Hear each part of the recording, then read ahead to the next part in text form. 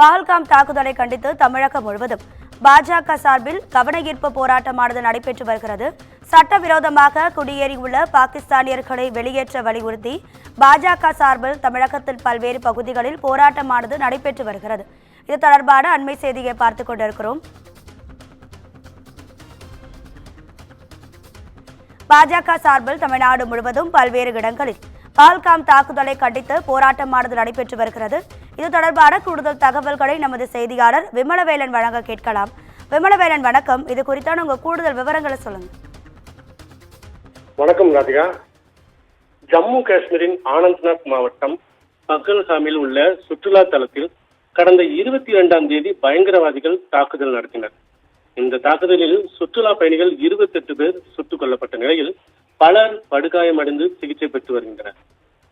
இந்த நிலையில் அந்த ராணுவத்தின் மீதும் தேச பாதுகாப்பின் மீதும் ஆதாரமற்ற விஷ வதந்திகளை பரப்பும் நபர்கள் மீது நடவடிக்கை எடுக்க கோரியும் சட்டவிரோதமாக தமிழகத்தில் தங்கியிருக்கும் பாகிஸ்தான் மற்றும் பங்களாதேஷ் நாட்டவர்களை அடையாளம் கண்டு அவர்களை உடனே வெளியேற்றும் நடவடிக்கைகளை மாநில அரசு துரிதப்படுத்த வேண்டும் எனவும் இந்த நடைபெற்ற அந்த சம்பவத்திற்கு கண்டனம் தெரிவித்தும் பல்வேறு அமைப்பினர் பல்வேறு நாடுகளில் தங்களது எதிர்ப்புகளை தெரிவித்த வண்ணம் ஆர்ப்பாட்டம் மற்றும் போராட்டங்களில் தொடர்ந்து ஈடுபட்டுக் கொண்டிருக்கிறார்.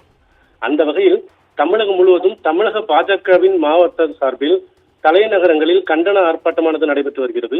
அந்த வகையில் தென்காசி மாவட்டம் புதிய பேருந்து நிலையம் எதிரே மாவட்ட பாஜகவினர் தலைமையில் கண்டன ஆர்ப்பாட்டமானது நடைபெற்றது.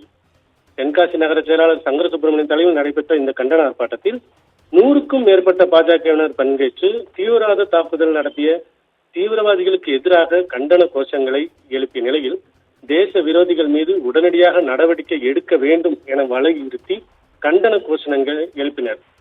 தென்காசி மட்டுமின்றி தமிழகத்தின் முக்கிய மாவட்டங்களான பெரம்பலூர், தர்மபுரி, தஞ்சாவூர், திருச்சி என பல்வேறு முக்கிய மாவட்டங்களில் அந்தந்த பகுதியில் உள்ள பாஜகவின் சார்பில் கண்டன ஆர்ப்பாட்டம் தொடர்ந்து நடைபெற்று வருகிறது என்பது குறிப்பிடத்தக்கது. ராதிகா,